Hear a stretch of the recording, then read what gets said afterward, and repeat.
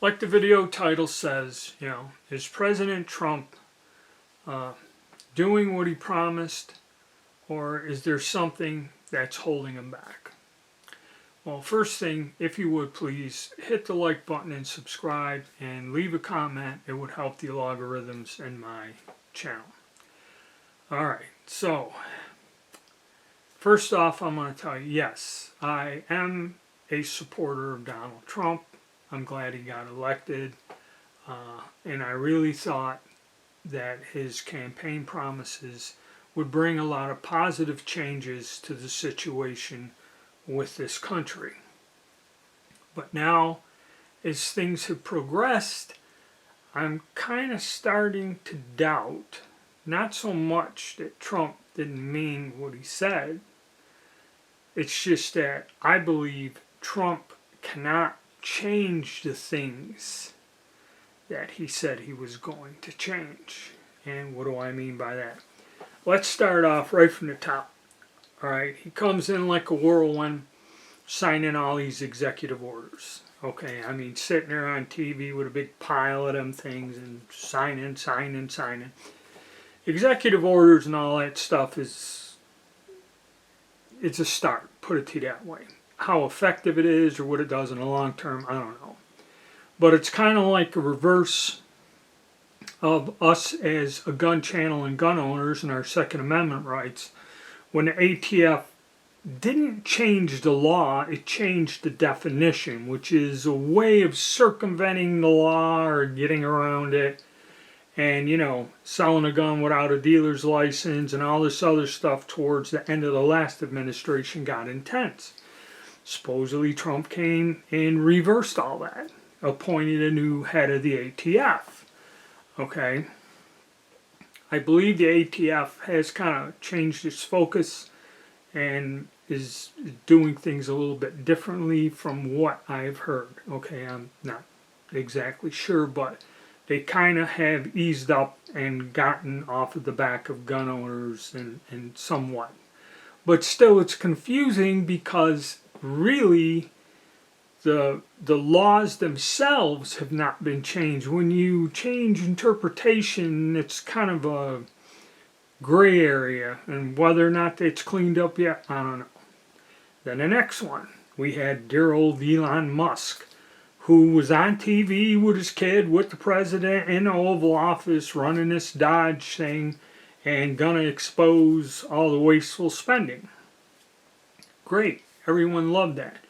People did not like and became very angry that Elon Musk, who was not an elected official, was kind of pointing out that they were corrupt, grifting money and all this other stuff, and it made people angry.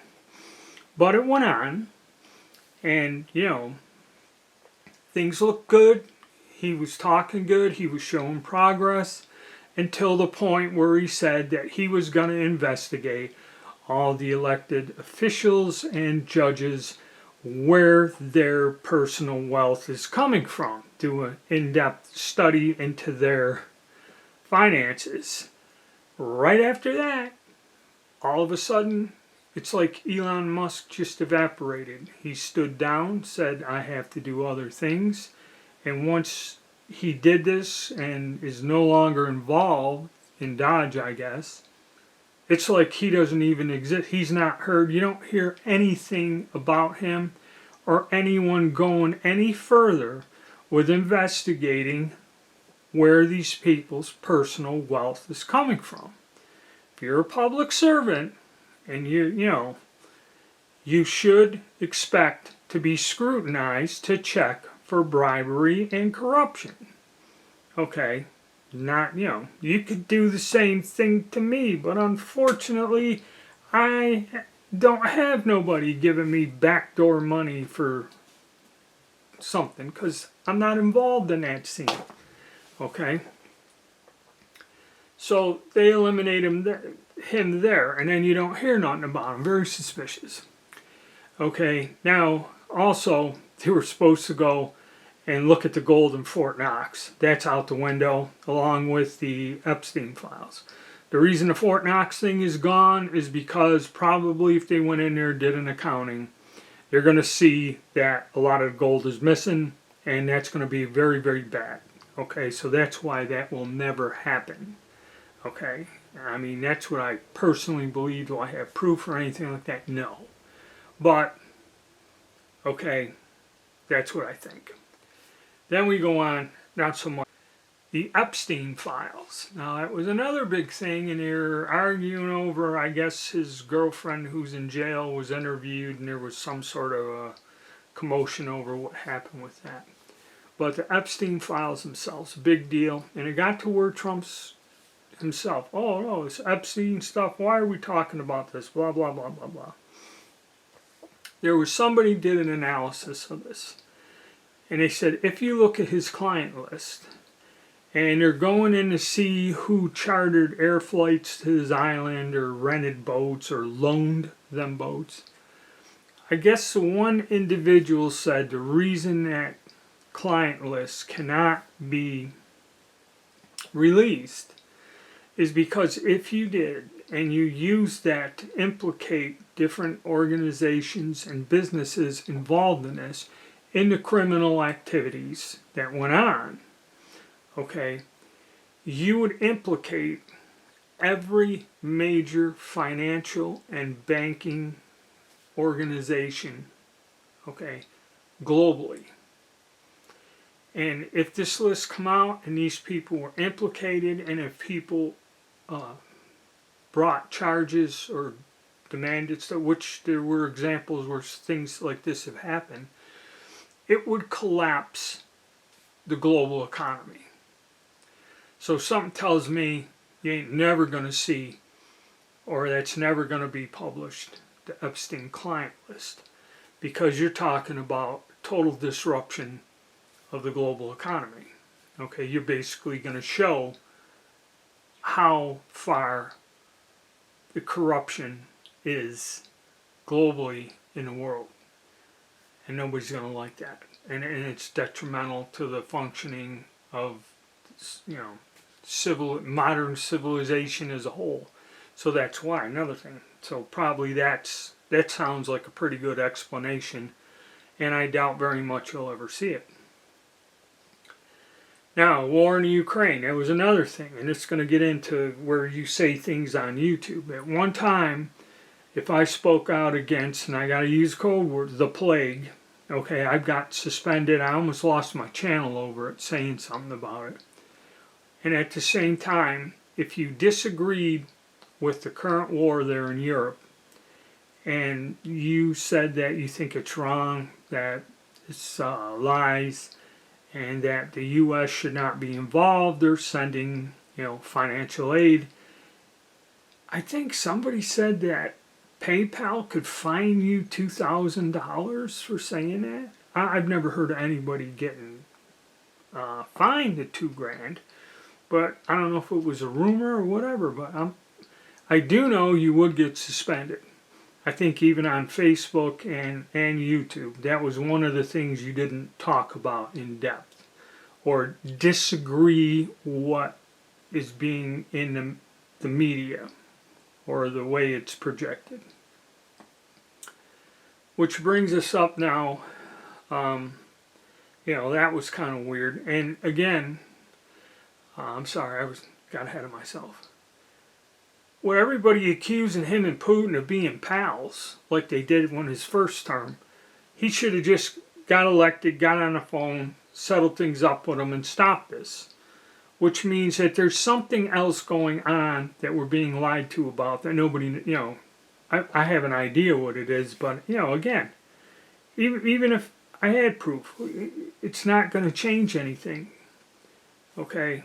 This war is going on, and I have no idea. After the conference in Alaska, I figured, hey, this is all going to come to an end now. I don't think that what they were talking about up there had anything at all to do with that there. And now he's running around Europe now for something. I don't know, the war or something else. Which now we go back to your freedom of speech and saying things, okay? And this comes with the Charlie Kirk assassination. I'll get into more how this is like the JFK assassination, but let's talk about the rhetoric and everybody saying, this and that. People on one side are running around on all this social media and talking about terminating people over this. I can't use certain words, but I think you know what I mean. So, and I never have, in any of my things, said that anyone should be terminated for any reason. Okay, I say what they're doing is wrong or illegal or they should be brought to justice, but never hate speech. And the problem is you're starting to hear from the conservative side, which usually didn't say that they're fed up, and again, a lot of people are saying some things that are very negative. Now, on the left, they're foaming at the mouth, and I was watching a video where they had a vigil for Charlie at a college campus, and these people showed up to his vigil and threatened the people praying for him to terminate them.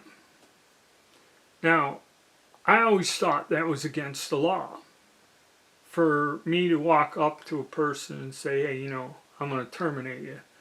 All right, it's illegal. I ain't saying it because it is illegal. But if you do that publicly, like you're in an argument and you get to that, where you say that, okay, you can be brought up on charges in a court of law. Now, you had these people freely freaking out, saying this over and over again. Now, they said a lot of them been fired, maybe not, I don't know. But they're still doing it. They're still around. The college campuses are allowing them to do this.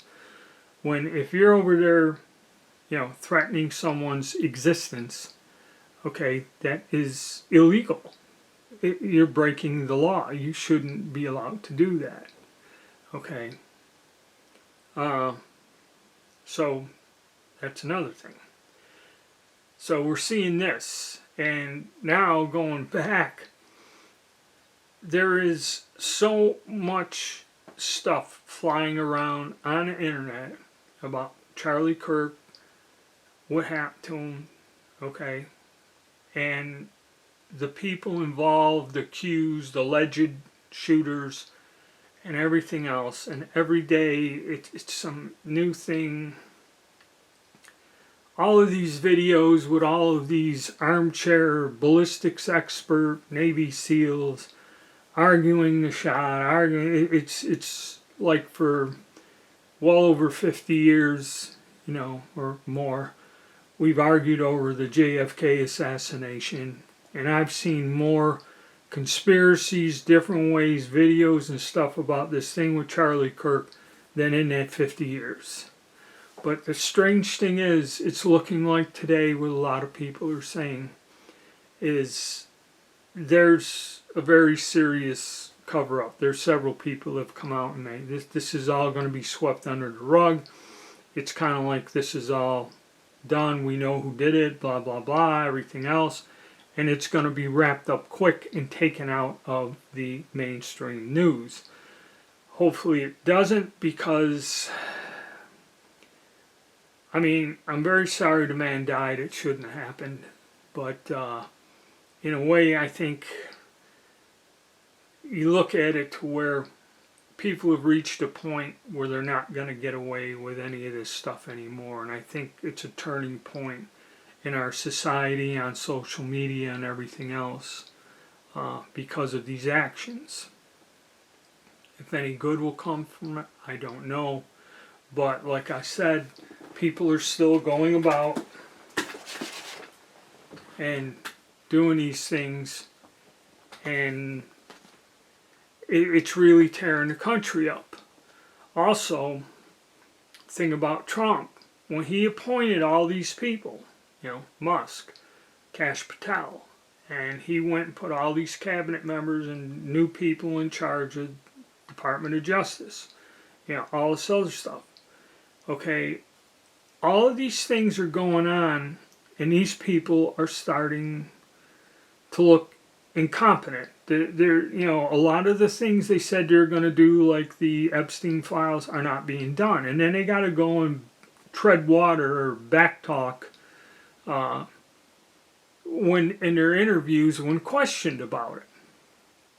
Okay, and they're starting to look like they're failing. All right. And my thought is, are they really failing, or is there an influence? Okay, and this is what I truly believe. There are influences that are outside of elected officials in the government. There are influences that I think, even though these people came in with a good intention, President Trump came in with a good intention, he put a team together to make a change.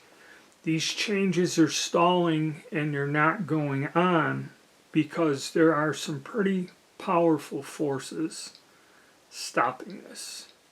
And I had a fear of this when he got elected, and the touting and carrying on, golden era and all this other stuff. I said, what they're setting out to do is going to upset this controlling interest. And somehow they're going to have to counter this. They can't be exposed. And I think they are. And I'm starting to see it, even though these people came in with a positive attitude and they were going to make things transparent, make things better, expose a lot of what is wrong in our society and in our government, but they are being thwarted. Okay. Severely thwarted. And that's what I kind of think it is. And I mean, you can agree, disagree with me, doesn't matter. That's just kind of what I feel and think is going on. Like I said, I have no proof or whatever, but it kind of appears that way. Okay. That all that positive stuff and what they were trying to do is being, they're fighting back. And, you know, it's like, and then today I heard President Trump said Antifa is a terrorist organization, and he had an interview, and I watched a clip where he said they will be investigated and we will go back and expose where the funding is coming from, who is organizing this, who's promoting this, and hopefully that just won't be hollow words. Hopefully something will come of that, and that would be a step in the right direction right there. But let's see. All right, guys, stay tuned.